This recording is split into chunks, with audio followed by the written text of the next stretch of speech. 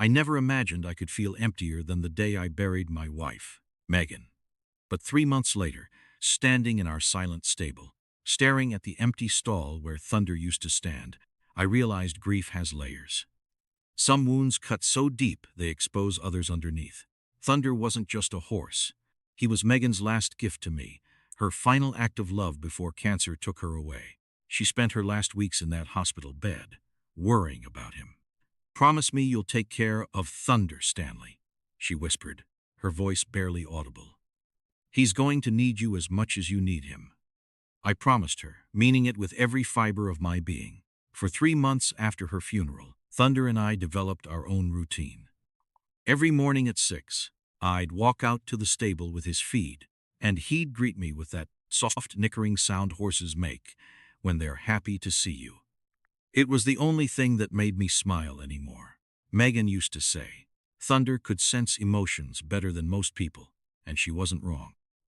On days when grief threatened to swallow me whole, he'd rest his massive head against my shoulder and just stand there with me. No judgment, no empty platitudes, just presence. That's why what happened 2 days ago still doesn't feel real. I was in town picking up groceries when Sophia called. My daughter-in-law's voice was calm, matter of fact, the way she always sounded when handling what she called practical matters. "Stanley, I need to tell you something about Thunder," she said without preamble. I had to make a difficult decision today. My hands tightened around the phone. "What kind of decision?" I called the veterinarian. "Thunder has been showing signs of aggression lately, and with your age, I was concerned about your safety." Dr. Martinez agreed that it was the responsible thing to do. The words didn't make sense at first. What was the responsible thing to do? "We put him down, Stanley. I'm sorry, but it was for your own good." The phone slipped from my hand and clattered onto the grocery store floor. Other shoppers stared as I stood there, frozen, trying to process what I'd just heard. Thunder was gone. My last connection to Megan, my daily source of comfort, was gone, and I hadn't even been there to say goodbye. When I finally made it home, Sophia was waiting in my kitchen, her perfectly styled blonde hair not a strand out of place. Despite what she claimed had been such a difficult day, she looked up from her coffee cup with an expression that was probably supposed to be sympathy, but looked more like satisfaction. "I know this is hard," she said, standing to give me what felt like a rehearsed hug. "But Thunder was getting unpredictable. Last week, when I came to check on you, he pinned his ears back at me. That's a sign of aggression. I couldn't risk you getting hurt." I pulled away from her embrace, my mind struggling to make sense of her words. Thunder has never shown aggression toward anyone. Megan rode him until the week before she went into the hospital. Sophia's expression shifted slightly, a tiny crack in her concerned facade. "Stanley, I know this is emotional for you, but sometimes we don't see what we don't want to see. Thunder was a large animal, and at 65, you're not as steady on your feet as you used to be." The way she said it, like I was a child who needed protection from my own poor judgment, made something hot and angry rise in my chest. But I was too stunned, too broken by the news, to argue. "Where is he?" I asked quietly. "Doctor Martinez took care of everything. The remains were disposed of properly." She said it like she was talking about taking out the trash. I walked out to the stable anyway, hoping somehow this was all a mistake, that Thunder would be there waiting for his evening feed. But the stall was empty. Not just empty. It had been cleaned so thoroughly it looked like no horse had ever lived there. That night, I sat in Megan's chair, holding a picture of her and Thunder from last Christmas. In the photo, she was laughing as Thunder tried to eat the decorative bow from her coat. He looked so gentle, so content. The idea that this same horse had become aggressive enough to require euthanasia seemed impossible. But Sophia was family now.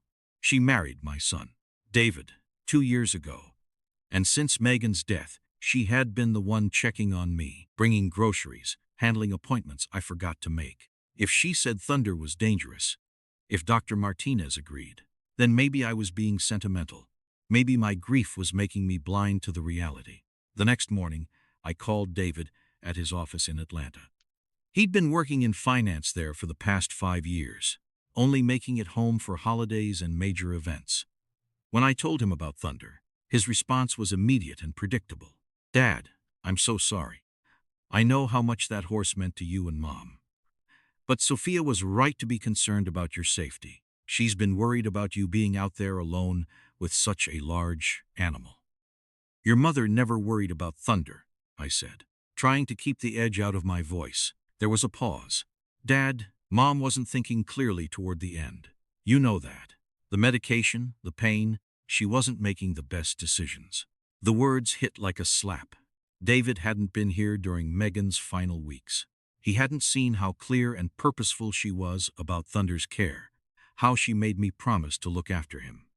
But Sophia had been here, helping with Megan's care, earning my son's eternal gratitude for her devotion.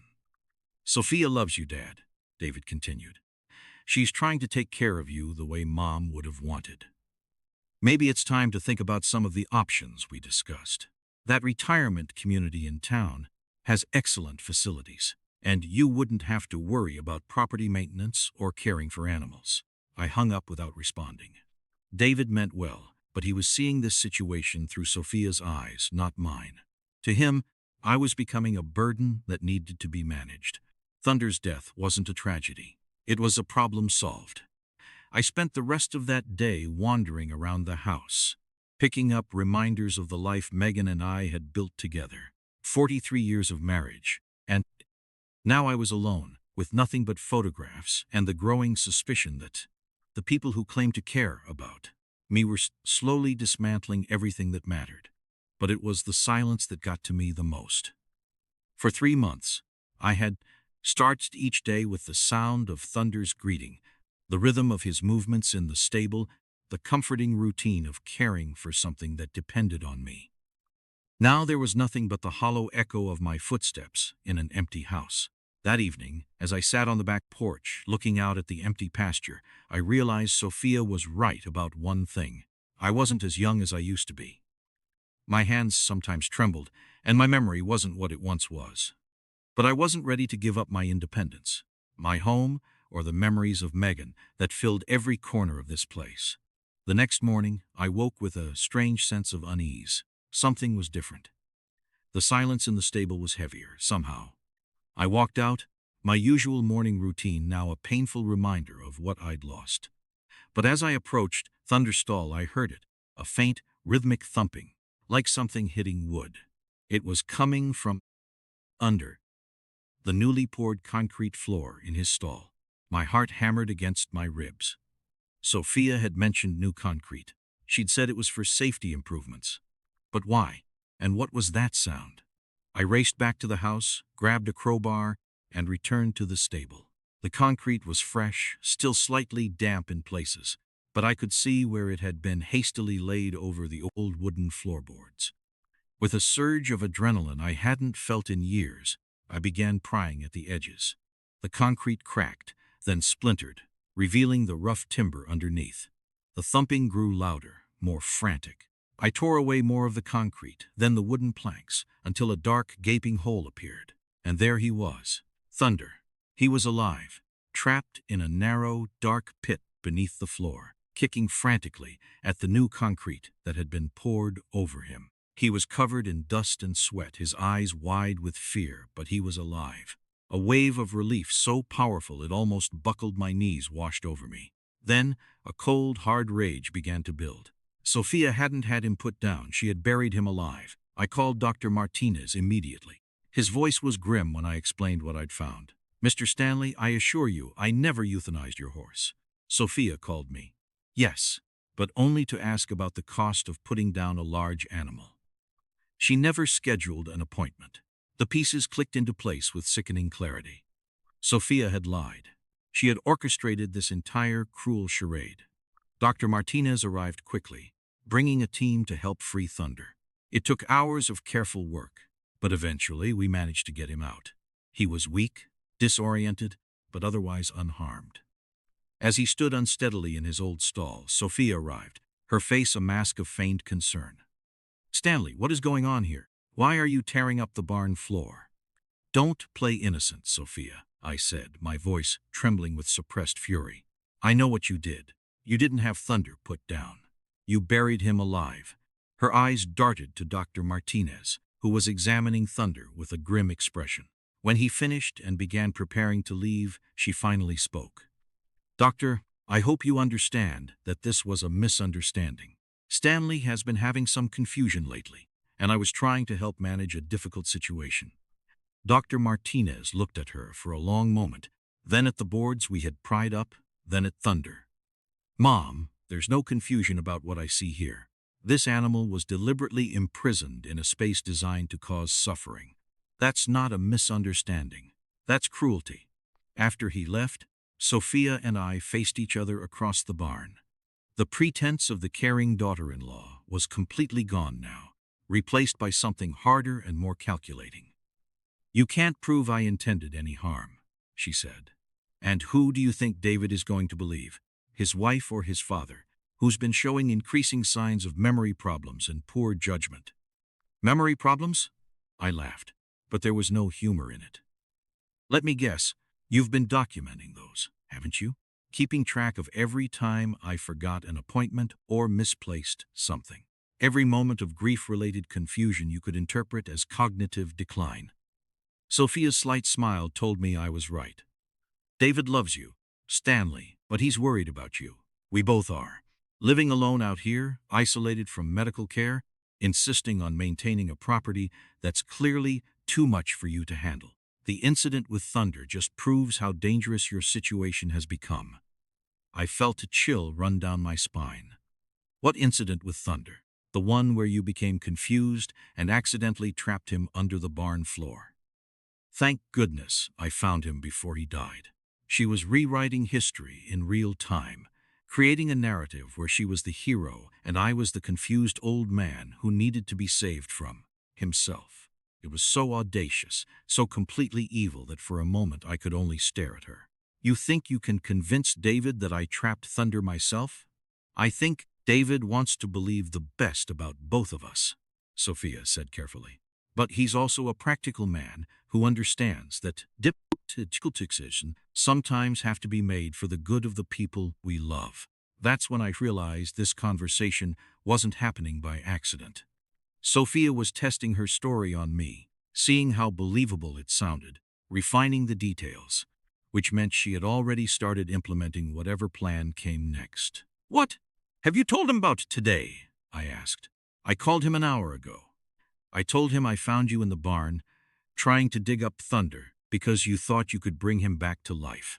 I said I was concerned about your mental state and thought he should come home as soon as possible. My blood turned to ice. David was on his way here, driving down from Atlanta, with Sophia's version of events already planted in his mind. By the time he arrived, she would have had hours to reinforce her story, to paint me as increasingly unstable and dangerous.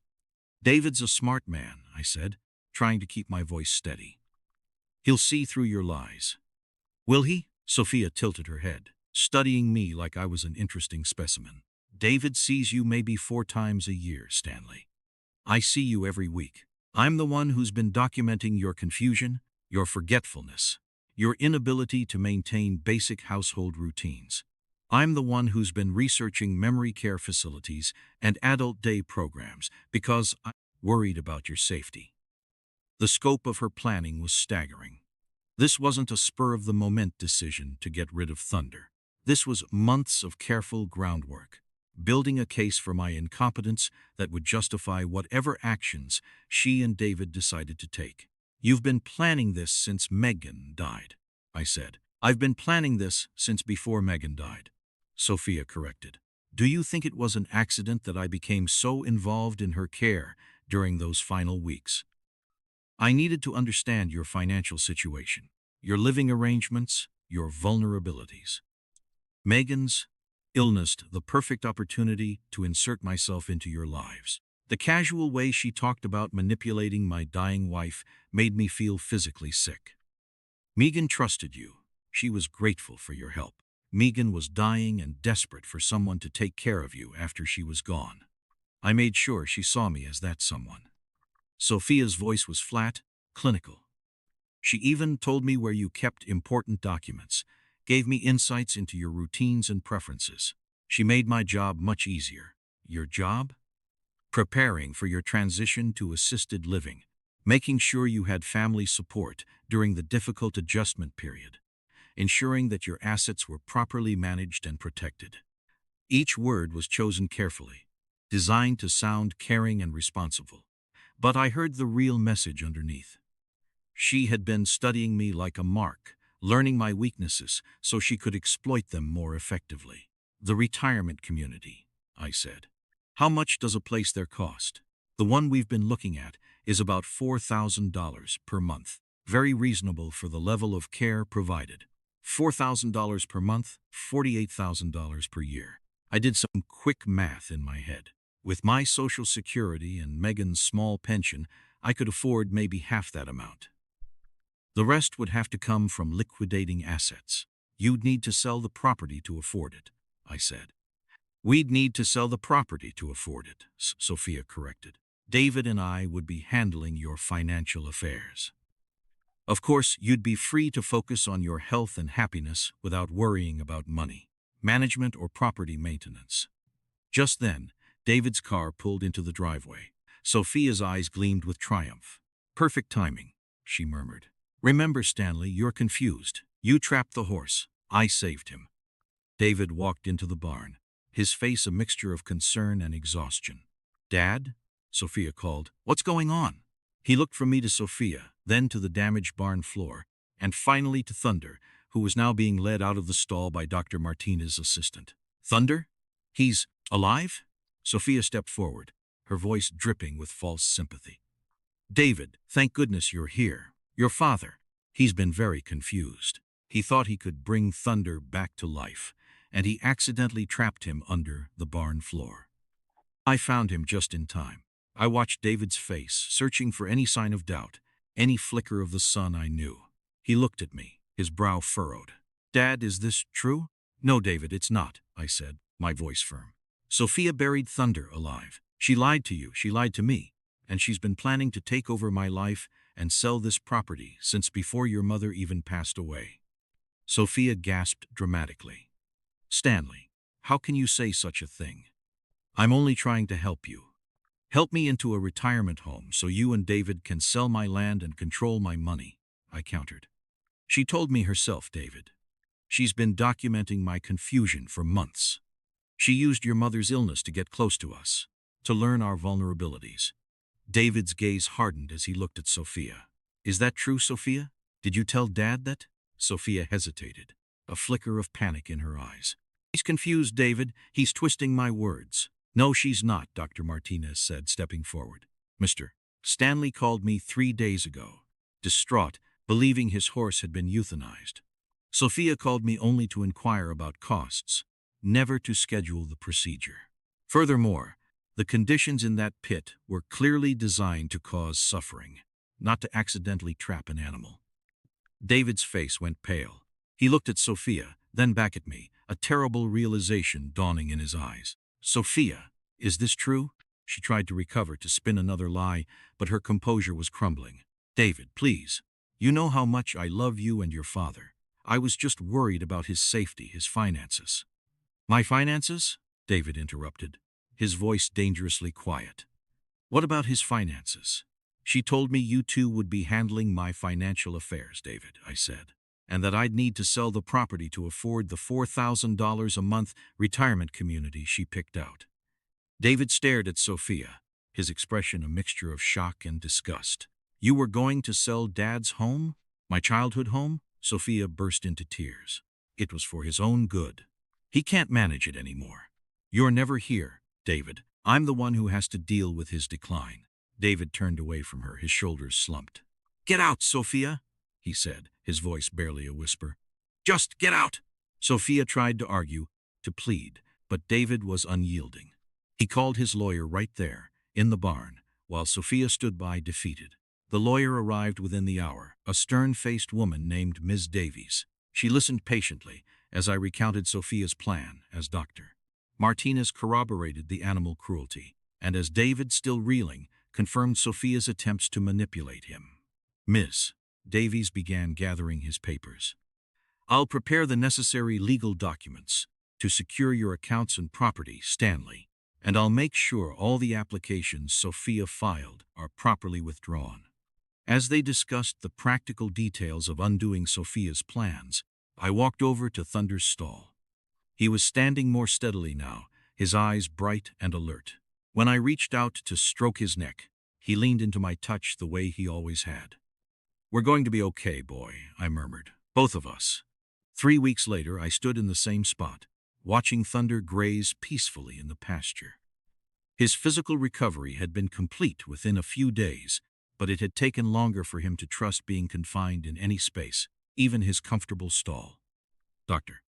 Martinez said that was normal for animals who had experienced trauma.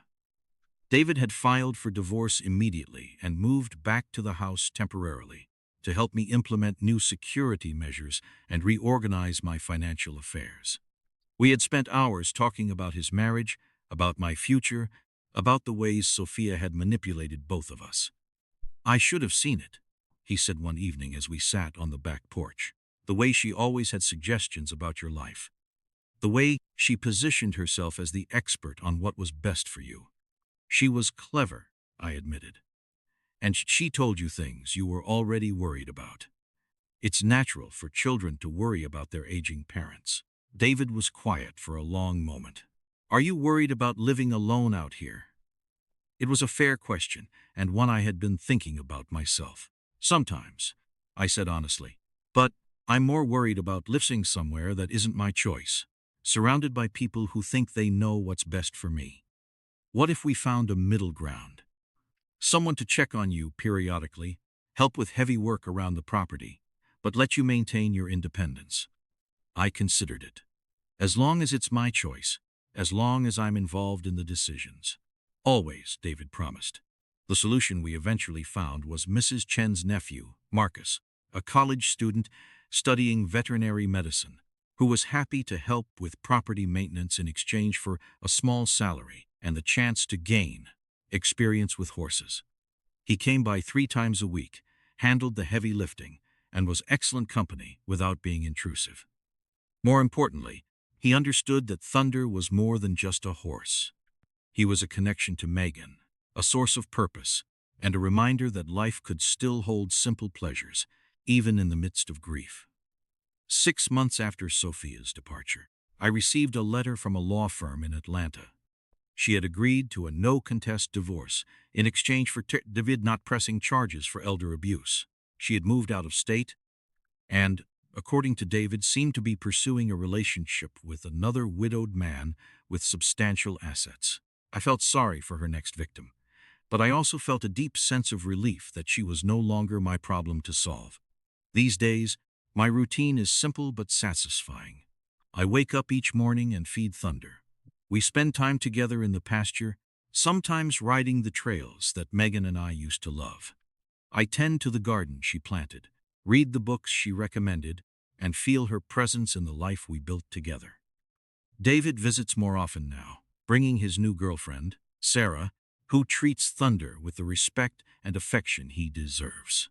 There's talk of grandchildren in the future, of family gatherings in the house where David grew up. I'm 66 now, and I know that someday I may need more help than Marcus can provide.